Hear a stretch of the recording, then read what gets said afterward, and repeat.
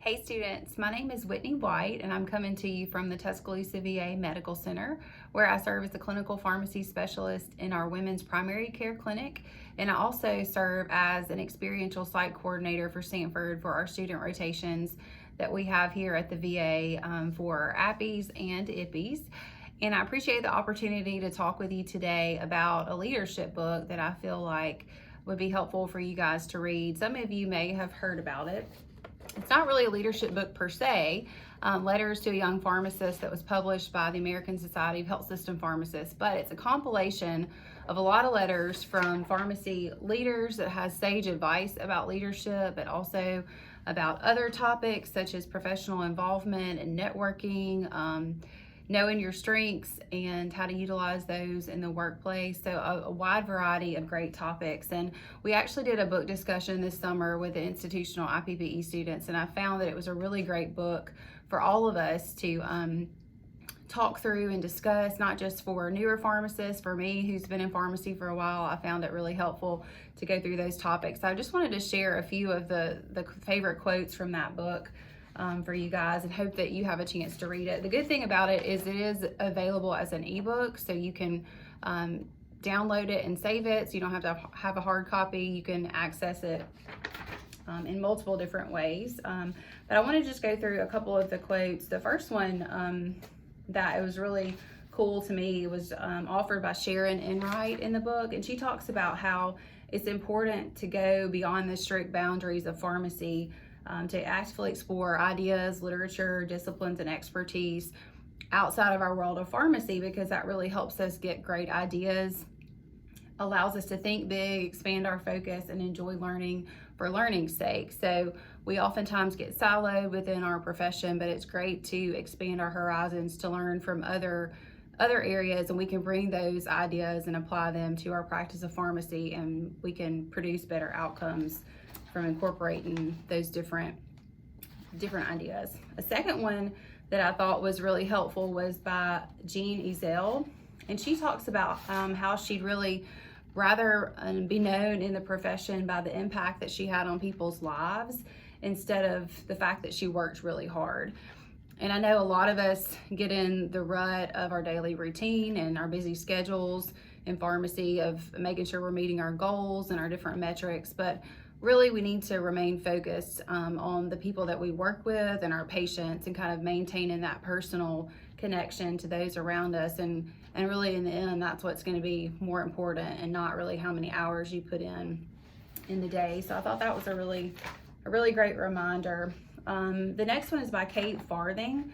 This one I'm particularly passionate about. She talks about knowing your personality and your behaviors, and having some sort of assessment like Myers-Briggs or Strengths Finders that you can evaluate your strengths and maybe some opportunities that you want to work on, and the value of knowing yourself and what you bring to the table, and really focusing on leveraging those strengths. And so again, I'm really passionate about that.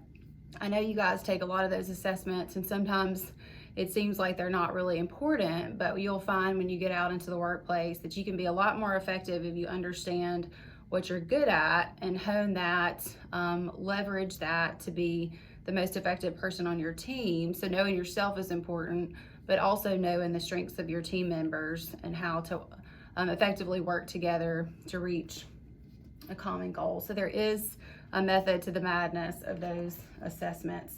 The next one comes from Joyce Generali, and she talks about, I love this one too, she talks about how she learned to say no to opportunities that distracted from her main goals, and that just because she could do something didn't mean that she should do it. And so again, a lot of us are yes people. We love to jump in and volunteer and help, but what you'll find, and what you've probably already found, is that you have competing priorities with school and work and life, family, friends, all of that, which are very important. But sometimes we have to take a pause and reevaluate what our main focus needs to be, what our goals are, and if something doesn't particularly align with those goals or where you want to be, then maybe it should be something that you shouldn't jump to say yes to. The next quote, it comes from Barbara Prosser, and she talks about how you don't want to wait until you need a network to develop one. And so you guys hear a lot about networking, and you'll continue to hear about the value of networking. And I, again, will underscore the importance of having that network now, whether it's small or big, working on developing those relationships with people in pharmacy, but even in your communities, in your workplace, because you never know where that connection, that relationship with that person may come back to be helpful when you're looking for a job or trying to reach a goal, and you need to rely on that person that you've connected with. So networking really truly is very valuable, and definitely you want to start now making those connections. And then lastly, I wanted to mention a quote by Max Ray. He talks about how leadership entails practicality, that leadership is much more than a state of mind or a theoretical way of thinking. It requires action. And this is also another big thing for me is a lot of times in committees and in our work environment, we spend a lot of time talking through processes and what we want to do, but oftentimes we kind of get caught up in that discussion and not necessarily actionable steps. And so sometimes as a leader, you're at the head of that team, encouraging your team to have a discussion, but also to create action steps and make sure that your team executes that action. And then sometimes as a leader, it requires you to make decisions, for your team or for your group, that sometimes can be well accepted, sometimes not. But it's important to remember that as a leader, you're not just a figurehead, you're not just a person at the head of the group, but you really should be motivating and encouraging your folks to work towards a goal and create those action steps.